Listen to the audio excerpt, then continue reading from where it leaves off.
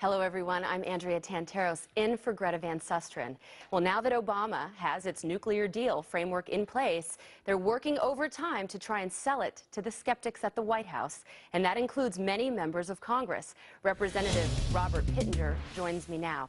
Congressman, tell us, what is Congress going to do? Because the president didn't consult Congress a lot on this one, if at all, and a lot of members are up in arms, and it's not just Republicans, as I understand, it's Democrats as well.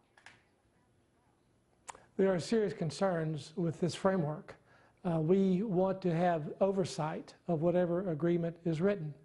We believe that what has been stated by the Iranians back in their own country, the foreign minister Zarif says already that all the sanctions will be removed, that all their nuclear sites will be open, that they will have the capacity to develop their heavy water site, that they will have the ability to continue with research and development, that they can continue in enriching uranium, even selling uranium on the open market.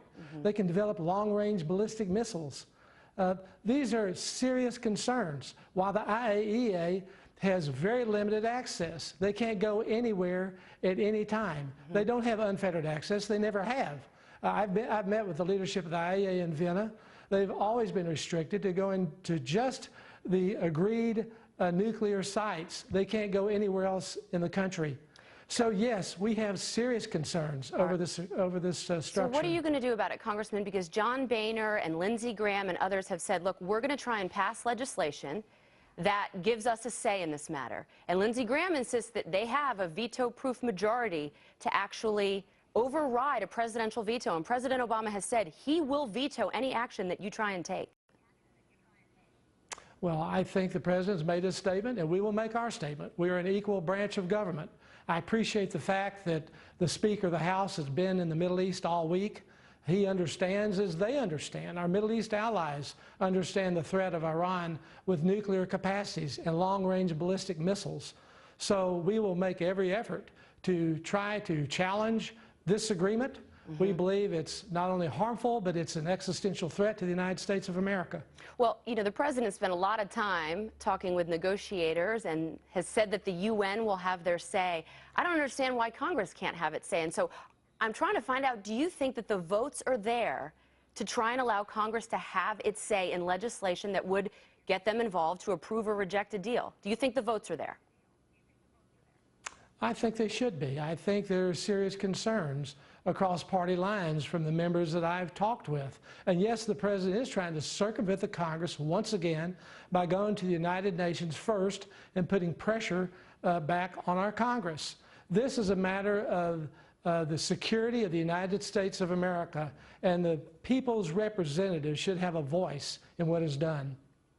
All right, so maybe you can tell me, Congressman, because I've been trying to figure this out. I've been reading all the reports. I know this is just a framework. What did the U.S. get out of this deal? I think we gave one concession after another. You know, the paradigm changed. We started saying in the beginning that Iran would be allowed no nuclear capacities. And then over time, over months, we enabled them to enjoy greater agreements, greater concessions. They have won at the table. You know, Ronald Reagan understood diplomacy. He got up from Reykjavik and he walked away from Mikhail Gorbachev. At such time, Gorbachev was demanding that Ronald Reagan come down on missile defense. Ronald Reagan said no, and he left the table. Our team has just been too eager. I don't know what our representatives believe. Do they think that Iran will be a different country tomorrow than it was yesterday? Yeah. This is the country that every November 4th, they celebrate Death to America Day. Yeah, that's right. They call them the idolization of Israel. Are they going to renounce terrorism? Yeah, now I know, Congressman. because they I don't want to see be that trustworthy? changing anytime soon. You're absolutely right. Well, we applaud your efforts to try and get Congress's say, and we'll be, of course, following that when you get back after Easter recess. Thank you so much.